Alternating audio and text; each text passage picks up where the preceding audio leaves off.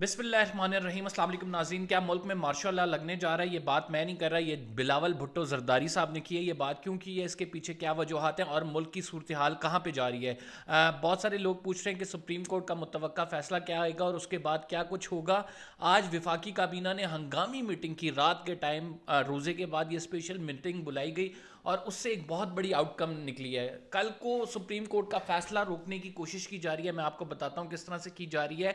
اور جو حکومتی کابینہ نے ابھی میٹنگ کی ہے وہ بیک فائر کر گئی ہے۔ بیک فائر کیوں کی ہے؟ رولز کو پڑھے بغیر جو ہے انہوں نے ایک بہت بڑا قدم اٹھایا ہے اور اس قدم اٹھانے کی وجہ سے ان کو منہ کی کھانی پڑے گی، بیکاز اتنا ہرڈلی یہ ڈیسیجن لیا گیا ہے اور اس ڈیسیجن کی وجہ سے حکومت کو سپریم کورٹ میں سبکی کا سامنا کرنا ہی پڑے گا، بلکہ کل کا جو فیصلہ آنے والا ہے اس میں بھی سخت زبان استعمال کی جائے گی۔ جو کچھ حکومت چیزیں کر رہی ہے، جس طرح سے دو ججز نے، جسٹس قاضی فائز عیسیٰ اور جسٹس سردار طارق مسعود نے اپنے ہی ایک جج کے خلاف ایک سازش کی ہے، اور وہ میں آپ کو اس ویلاگ میں بتاؤں گا۔ یہ تمام چیزیں اس ویلاگ میں ہم کور کریں گے۔ اگر آپ نے چینل کو سبسکرائب نہیں کیا، سبسکرائب کر لیں، بیل کا آئیکن ضرور دبائیں، فیس بک پہ فالو کرنا نہ بھولیں، کامنٹ ضرور دیجیے گا تاکہ مجھے پتہ لگ سکے کہ آپ کیا سوچ رہے ہیں اس حوالے سے۔ میں آخر میں اس بات پہ آؤں گا کہ کیا فیصلہ کرنے جا رہی ہے سپریم کورٹ۔ سب سے پہلے میں آپ کو بریکنگ نیوز دے دوں۔ بریکنگ نیوز یہ ہے کہ وفاقی کابینہ نے ایک جو ہے چیز کی منظوری لی ہے۔ سب سے پہلے انہوں نے جو ہے نا رجسٹرار سپریم کورٹ، جس کے حوالے سے جسٹس قاضی فائز عیسیٰ نے خط لکھا تھا۔ جسٹس قاضی فائز عیسیٰ نے اپنے خط میں لکھا تھا کہ رجسٹرار سپریم کورٹ نے ان کا ایک لیٹر جو کہ جوڈیشل آرڈر ہے اس کو سرکولر کے ذریعے ایڈمنسٹریٹو اختیار استعمال کرتے ہوئے ختم کیا۔ پھر جسٹس قاضی فائز عیسیٰ نے کہا کہ جو رجسٹرار سپریم کورٹ ہے ان کو فارغ کیا جانا چاہیے۔ یہ خط انہوں نے رجسٹرار سپریم کورٹ کو لکھا اور اس کے بعد پھر وفاقی کابینہ ایکشن میں آئی اور رات گئے اجلاس ہو گیا۔ اب میں ذرا آپ ڈاٹ سے ڈاٹ جوڑ لیں۔ اس سے پہلے قاضی فائز عیسیٰ نے جب فیصلہ دیا تھا، جس فیصلے میں کہا تھا کہ سپریم کورٹ 184(3) کے اپنے اختیارات روک لے، تو اس کے بعد جسٹس قاضی فائز عیسیٰ کے خلاف جو کریٹو ریویو تھا وہ خارج کر دیا گیا تھا، وزیر اعظم نے اس کی منظوری دے دی۔ اب جسٹس قاضی فائز عیسیٰ نے خط لکھا کہ رجسٹرار کو ہٹا دیا جائے۔ وفاقی کابینہ رات کو بیٹھی اور اس کی منظوری دے دی، اور جو رجسٹرار سپریم کورٹ ہے ان سے خدمات واپس لینے کا فیصلہ کر لیا۔ لیکن یہ فیصلہ بیک فائر کیوں کیا؟ یہ فیصلہ بیک فائر اس وجہ سے کیا کہ سپریم کورٹ 2015 کا رول نمبر 12 یہ کہتا ہے کہ سپریم کورٹ کا رجسٹرار کو ہٹانے کا اختیار صرف چیف جسٹس آف پاکستان کا ہے۔ یعنی وفاقی کابینہ نے جو یہ فیصلہ کیا ہے ان کے فیصلے پر نہیں ہٹایا جائے گا۔ یہ کیا کیوں کیا ہے؟ یہ بیسیکلی پیچھے مائنڈ سیٹ کیا ہے؟ آپ بھی سوچیں گے کہ رجسٹرار کو ہٹانے کی ایک دم سے کہاں آ گئی۔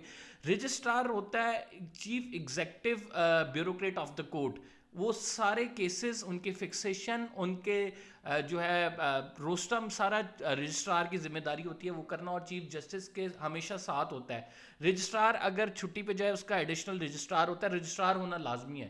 رجسٹرار کو ہٹانے کا مقصد ان کا یہ ہے کہ کل جو ڈیسیجن اناؤنس کیا جانا ہے وہ کسی طرح اناؤنس نہ ہو۔ لیکن اب انٹرسٹنگلی، ویری انٹرسٹنگلی، اس تمام معاملے میں رجسٹرار کو تو آپ نے ہٹا دیا، آپ نے کابینہ سے فیصلہ دے دیا۔ وہ کابینہ سے فیصلہ آپ کا کل عدم قرار ہو جائے گا کیونکہ وہ میلافائڈ پہ مبنی ہے۔ دوسری بات یہ ہے کہ یہ اختیار صرف چیف جسٹس کو حاصل ہے۔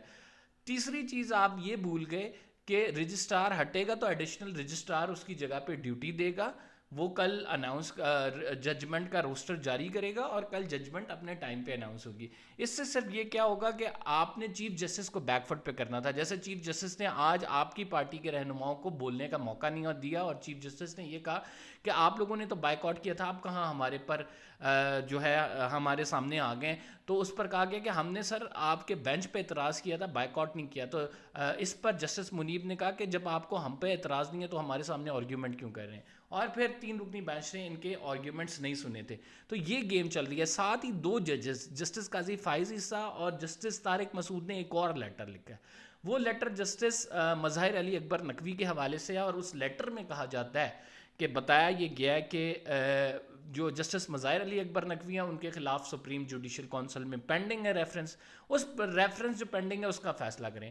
اب میں آپ کو بتاؤں کہ جسٹس طارق مسعود اور جسٹس قاضی فائز عیسیٰ نقوی جو ہے، قاضی فائز عیسیٰ جو ہیں، وہ سپریم جوڈیشل کونسل کے 2 ممبرز ہیں. باقی ایک چیف جسٹس آف پاکستان ہوتا ہے، اس سے جونیئر موسٹ ہوتا ہے، پھر اس سے جونیئر موسٹ ہوتا ہے، اور اس کے بعد پھر یہ ہوتا ہے کہ جو ایک اٹارنی جنرل ہوتا ہے، اور پھر بار کا ریپرزنٹیٹو ہوتا ہے، اور ہائی کورٹ کے سینئر جج صاحبان چیف جسٹسز ہوتے ہیں. تو یہ تمام مل کر ڈیسائیڈ کرتے ہیں. اب 2 ججز اس میں کہہ رہے ہیں کہ جسٹس مظاہر علی اکبر نقوی کا فیصلہ کریں، کیونکہ چیف جسٹس نے کھلی عدالت میں یہ کہا تھا کہ میرے ساتھی برادر کو بینچ میں بٹھانے کا مقصد یہ تھا کہ ایک سائلنٹ میسج دیا جا سکے وہ لوگ جو جسٹس مظاہر علی اکبر نقوی کے خلاف کیمپین کر رہے ہیں.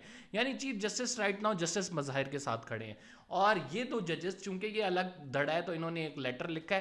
ہر محاذ پہ کوشش کی جا رہی ہے کہ سبکی کی جائے، چیف جسٹس کو پیچھے دھکیلا جائے، لیکن کارآمد نہیں ہو رہا. وجہ یہ ہے کارآمد نہیں ہو رہا کہ چیف جسٹس کے پاس اختیارات ہی اتنے ہیں، چیف جسٹس کے پاس پاورز ہی اتنی ہیں، اور چیف جسٹس رائٹ ناؤ کل فیصلہ اناؤنس کرنے جا رہے ہیں جس کی سب کو پیٹ میں درد اٹھ رہا ہے کہ یہ فیصلہ کیا ہوگا، اس فیصلے کے امپلیکیشنز کیا ہوں گے، کیا الیکشنز ہوں گے یا نہیں، جوڈیشل آرڈر ان پلیس ہو جائے گا تو توہین عدالت بھی لگ سکتی ہے، اگر ہم نے اس پر عمل درآمد نہیں کیا توہین عدالت میں شہباز شریف کو بھی بلایا جا سکتا ہے.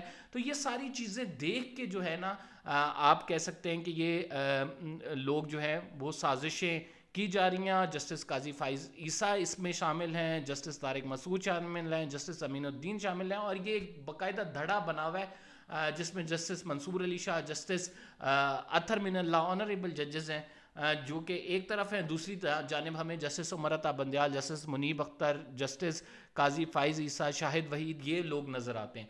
اب ہوگا کیا؟